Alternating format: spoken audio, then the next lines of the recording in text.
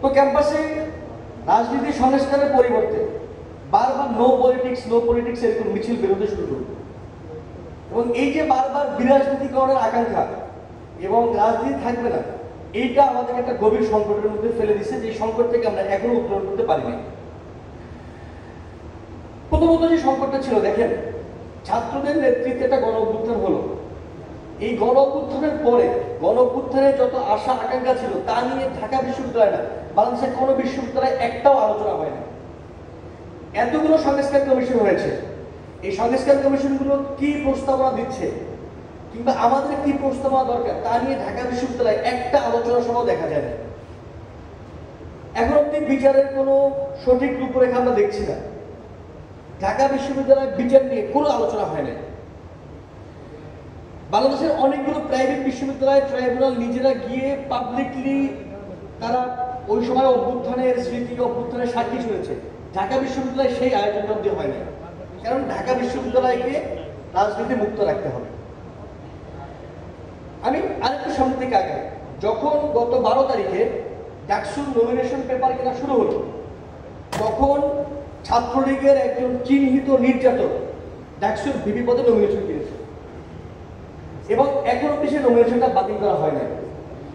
আমাদের মনে হয় এই নমিনেশন অব্দি আলোচনায় যাওয়াটাই ভুল।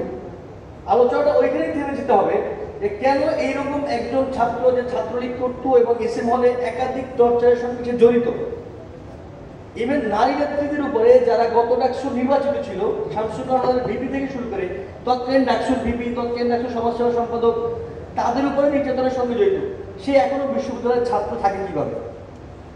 ডাকসুর নমিনেশন ফর্ম কিনবে, এই আলোচনা তো অনেক পরে। আলোচনাটা এইখানেই শেষ হলো না যে একজন ছাত্রলীগ কিভাবে বিশ্ববিদ্যালয়ে বৈধ ছাত্র থাকে। গত 15 জুলাই যারা বিশ্ববিদ্যালয় ক্যাম্পাসে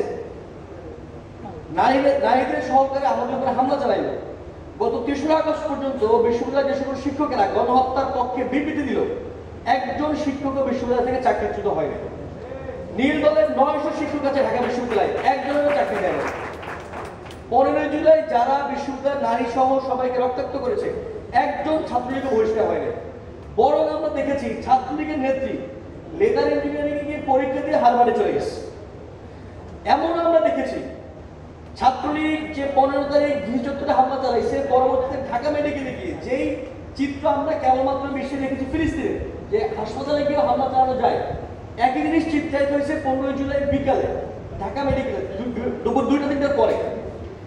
সেই লোককে আমরা দেখেছি লেদার ইঞ্জিনিয়ারিং গিয়ে পরীক্ষা দিতে, বিশ্ববিদ্যালয় দাঁড়িয়ে করে হেডাক্টে তারা পরীক্ষা দিয়েছে। আমাদের যারা ছাত্র ভাইয়েরা, আমাদের কমরেডরা গিয়ে তাকে পুলিশে ধরাই দিচ্ছে। সুতরাং মুশকিলটা হয়েছে যে রাজনীতি থাকা যাবে না, রাজনীতি নো পলিটিক্স ক্যাম্পেইন। এই নো পলিটিক্স ক্যাম্পেইনের মাধ্যমে আমরা অনেকগুলো নির্যাতককে বিশ্ববিদ্যালয়ে বৈধতা দিয়ে রাখছি। আমি বিশ্ববিদ্যালয়ের ছাত্র, প্রক্টর ডক্টর আমজাদ আমার ডিপার্টমেন্টের শিক্ষক। আমি যদি বিশ্ববিদ্যালয় থেকে পাস নাও করি, তারপরে আমজাদের ক্লাসে আমি সেকেন্ড টাইম বসবো না। এইটা আমার নিজের প্রতি, আমার নৈতিকতার প্রতি, আমার বিবেকের প্রতি আমার দায়বদ্ধতা। আমার গত 6 বছর বিশ্ববিদ্যালয়ের যে একটিজন তার প্রতি দায়বদ্ধতা। ডক্টর আমজাদ সেই লোক যে নীল দলের আহ্বায়ক, যে 3রা আগস্ট শেখ হাসিনার পক্ষে বিশ্ববিদ্যালয়ে বিবৃতি দিয়েছে বিশ্ববিদ্যালয় ক্লাবে বসে। সুতরাং আমার জীবন থাকতে, আমার নৈতিকতা থাকতে আমি আমজাদের ক্লাসে আর বসবো না। মুশকিলটা হচ্ছে 2024-25 সেশনে যে সকল জুনিয়ররা আমাদের ভর্তি হয়েছে প্রত্যেকের আমজাদের ক্লাস করতে হচ্ছে। সুতরাং এই যে পলিটিক্স থাকা যাবে না, এর মধ্যে এই যে আমজাদরা আমাদের উপরে গণহত্যা, এই যে 2000 শহীদদের উপরে গণহত্যার মদত যোগাইছে, এদিক নিয়ে কোনো আলোচনা বিশ্ববিদ্যালয় ক্যাম্পাসে আনবে না থাকার ফলে এরা এখন ক্লাসে ফিরতেছে। এই 24 সেশন ভর্তি হলো, এরা প্রত্যেকটা ক্লাসে ফিরবে। গত 1 বছর এদেরকে ছাত্ররা নিজেরা প্রোটেস্ট করে ক্লাসে ফিরতে দেয় না, কিন্তু বিশ্ববিদ্যালয়ের ভিসি, প্রক্টর, পরিবেশি কেউ একজন একটা কথা বলে নাই, কোনো বিচার হয় না।